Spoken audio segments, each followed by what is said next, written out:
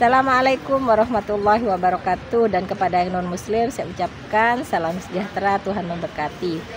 Pasti terkabul, wasilah ilmu RDAY. Yuk terus semangat, pasti terkabul. Zaman dulu ada Dufan nggak? Nggak ada. Ada nggak? Bar karaoke ada nggak? Nggak ada. Apa yang dilakukan sama buyut kita? Tiap malam ML. Tiap malam nenen. Tiap hari romantis. Anaknya berapa buyut kita? Ada yang 10. Ada yang 9, ada yang 7. Tapi kalau kita sekarang ngomongin begitu, katanya tabu. Tabu dari mana? Orang yang suka romantis. Orang yang suka cinta kasih. Orang yang suka terima kasih sama pasangannya. Jempol 2, duitnya banyak. Sekarang kan enggak, Bu. Ih, jorok dari mana? Orang buyut kita juga dulu nggak ada kegiatan. Tiap hari nenen, ML nenen. Tapi kan rumahnya kaya raya. Neneknya bapak, buyutnya bapak kan tanahnya luas. Rumahnya jaraknya jauh-jauh. Ya betul? Nggak dempet. Sekarang, Bu, rumahnya dempet, Bu. Temboknya jadi satu. Temboknya cuma satu. Coba bayangin, Pak. Anaknya 1, anaknya 2. Bahkan ada yang nggak ada anaknya. Belum punya. Cicilan motor ada. Cicilan mobil ada. Cicilan rumah ada. Saya nggak mau. Romantis. Nah, ibu coba romantis sama anak. Karena ibu nggak ada suaminya. Bapak coba romantis sama pasangannya. Tadi saya tanya, Pak, kakek-kakek usianya 80 tahun. Dia seorang pelaut. Tadi yang nomor terakhir privat 10 juta. Apa yang bikin Bapak kaya raya? Apa yang bikin Bapak kaya raya? Apa yang bikin Bapak kaya raya? Apa jawabnya dia? Saya setiap hari alat kelamin saya diemot sama istri saya. Apa itu tabu? Enggak. Karena nggak ada kegiatan zaman dulu. Iya betul? Ini saksinya tadi. Nah, istri Bapak mau gak kalau ngemot alat kelamin Bapak? Coba. Kapan terakhir ngemot alat kelamin Bapak? Kapan Bapak alat kelaminnya dimot sama istri? Kapan terakhir dimot? Ingat-ingat. Ini sekarang hari Jumat. Tanggal 18. Tanggal 10. Banyak bener. Ngemotnya terlalu dalam gue. Tadi saya tanya nih, Pak. Pak, Bapak kalau dimot alat kelaminnya di mana? Di tempat tidur dan di meja makan. Jadi di meja makan, sebelum dia pergi, bapaknya nih, pergi sama supir, jalan. Itu istrinya duduk di bawah, Pak. Diemot dulu alat kelaminnya. Mot dulu. Sampai keluar. Alhamdulillah kata dia. Dia kan usianya 80 tahun. Istrinya juga 80 tahun. Katanya istrinya seperti gadis usia 17 tahun. Iya betul? Lebih cantik. Kenapa? Karena dia sering minum makanan minuman bergizi tinggi. Ini. Sampai minder. Dia tuh kalau jalan sama istrinya katanya kayak jalan sama cucunya. Karena cucunya 80 tahun tapi usianya seperti umur 17 tahun. Halus wajahnya. Cantik luar biasa. Lebih muda. Karena hobinya dari muda sampai tua ngemot alat kelamin suaminya setiap hari. Dan duitnya nggak ada serinya. Nah, coba Bapak praktekin. Coba ingat-ingat. Kapan terakhir alat kelamin Bapak diemot sama istri? Kapan terakhir? Lama, Pak, tadi. Ya kapan? Masih ingat ya? Ada 1000 tahun yang lalu. Sekarang usianya 50? 55. 55? Berarti Bapak lahir tahun 70? Ya. Harusnya kemarin dong terakhir. Diemotnya kemarin dong terakhir. Enggak, di pas ulang tahun Bapak. Ulang tahunnya kapan? Juli. Juli? 25 Juli. Saya tanggal 2 Juli. Bapak 25 Juli. 25 Juli. 1970. Jadi pada saat lahir, Bapak di bawah saya ya? Ya, di bawah bulan ya. 22 hari, 23 hari. 23 hari. Saya 2 Juli, Bapak 25 kan? 70. Jadi Bapak paksain gimana caranya, bisa nggak bisa. Mau gak nih kalau istri suruh ngemot alat kelamin Bapak, kalau saya boleh tahu? Mau gak nih istri kira-kira? Mau. Mau. Nah udah itu. Bapak kalau manggil istri apa? Bunda. Bunda. Bun. Kata Pak Haji. Hajatnya. Ibu kalau manggil Bapak apa? Iya. Kata Pak Haji. Hajatnya ayah. Cair 10 miliar udah di depan mata. Udah di depan. Bisa gak Bunda tiap hari ngemot alat kelaminnya ayah? Tiap hari. Di mana Pak? Di mana ya? Di tempat tidur. Plus sama di meja makan. Jadi kalau pas lagi ayah sarapan. Bunda di bawah meja ngemot sambil ayah sarapan. Jangan ada orang lain aja. Ya. Kasih anaknya suruh jajan di Bandung. Bapak panggil anak Bapak. Kamu jajan di Bandung ya. Kasih duit suruh dia jajan di Bandung. Bisa gak? Harus bisa dan pasti bisa. Tiap hari, Pak. Tiap hari Pak. Saya mau cair 10 miliar. Harus. Karena udah di depan mata kok. Namanya ilmu romantis. Cinta kasih, terima kasih saya. Sampai keluar lagi. Hah? Sampai keluar. Sampai keluar. Sampai keluar. Sampai keluar. Kalau nggak keluar, diganti pakai botol Sprite. Pelan-pelan, Bos. Bisa lah. Tapi itu pas lagi suci, lagi haid juga.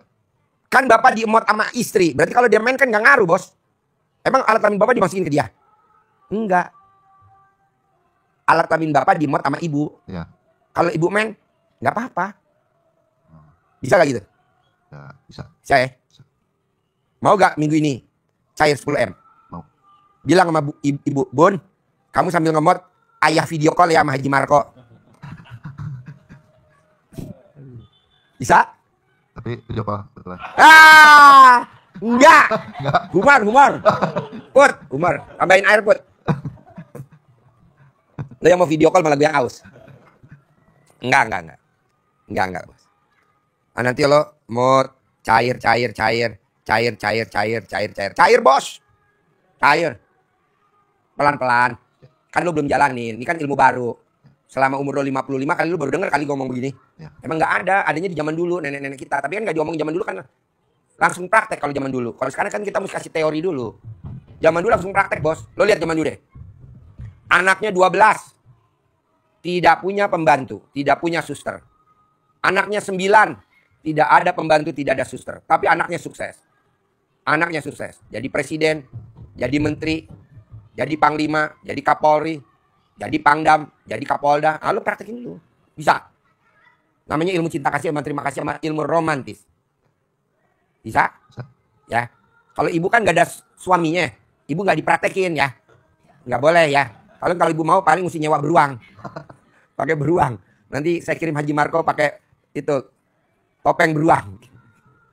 Kedua, bos paksain bisa gak boleh julid sama gak boleh gibah. Terangin bos, gak boleh julid sama gibah. Biar pahalanya gak hilang.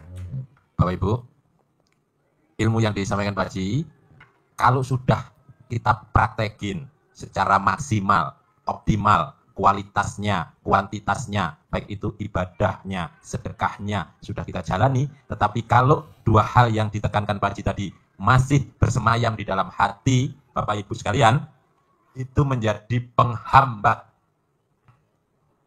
terkabulnya hajat. Maka harus disedot, biar keluar penghambatnya. Ya, penghambatnya apa tadi itu katakan Pak Haji? Ghibah. Apa? Ngomongin orang. Ngomong dengan istri, ngomong dengan anak bungsu tentang anak yang nomor 1. Ngomong dengan istri tentang tetangga. Ngomong tentang petugas bank yang mau pasang plang. Itu namanya ghibah. Ngomongin tentang orang lain. Walaupun yang diomongin benar. Itu namanya ghibah. Orang yang diomongin, misalnya Bapak Ibu ngobrol, ngomong-ngomong, yang diomongin siapa? Pak Haji Marco. Diomongin Haji Marco itu gini. Kadang juga benar. Tapi kalau suatu saat Pak Haji Marco dengar diomongin oleh Bapak Ibu, kira-kira Pak Haji Marco jadi marah enggak? Marah, tersinggung. Ngapain ngomong-ngomong itu? Nah, kan benar kenyataannya begitu. Iya, kenyataannya. Itu namanya ghibah. Tapi kalau di ngomongin gak benar, itu namanya fitnah. Fitnah lebih kejam daripada pembunuhan. Jadi dosanya banyak, menjadi penghambat, penggugur pahala dari segala ibadah kita. Bubar pahalanya. Harusnya sudah menghantarkan hajatnya teraih di depan mata yang disampaikan Pak Haji tadi. Seperti Bapak Ibu waktu kecil pernah main ular tangga.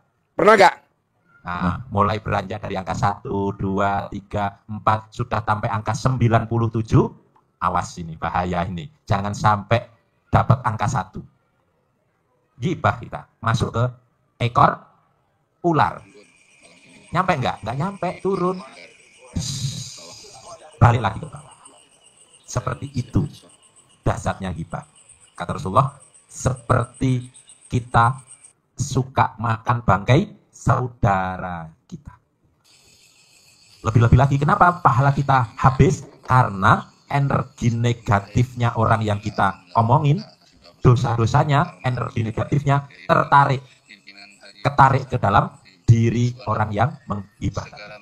Sementara energi positif Bapak Ibu ketarik ke orang yang diomongin, digibahin. Sehingga habis. Dosanya nambah, negatifnya nambah, positifnya hilang, pahalanya hilang. Jadi nggak punya kekuatan. Harus dibuang jauh-jauh. Yang kedua, apalagi julid. Bahasa umumnya yang mudah dipahami kita, nyinyir. Lebih mudah lagi, sinis. Julid itu gitu. Melihat orang lain baik pun, kita tetap nyinyir, tetap sinis, tetap julid. Terlihat jelek-jeleknya saja.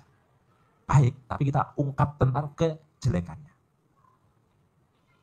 Depan rumah, tetangga, renovasi rumah. Rumahnya jadi baik. Alhamdulillah tetangga saya bisa bangun rumahnya baik, beli mobil. Tapi dalam hati mungkin nggak ngomong, atau diomongkan dengan suaminya, dengan temannya, alah bangun rumah paling ya kredit, punya angsuran aja, gaya-gaya, renovasi rumah, datangkan mobil baru, beli baru, paling dia nyicil. Nyinyir, julid, jelek-jeleknya yang diangkat-angkat. Ini menghapus pahala yang Bapak Ibu kerjakan tadi. Nah, yang terpenting adalah julid dan ghibahnya itu kalau sesama manusia masih manusia yang marah. Tapi julid, ghibah itu julidnya, ghibah kita tidak dengan orang lain, dengan diri sendiri juga bisa.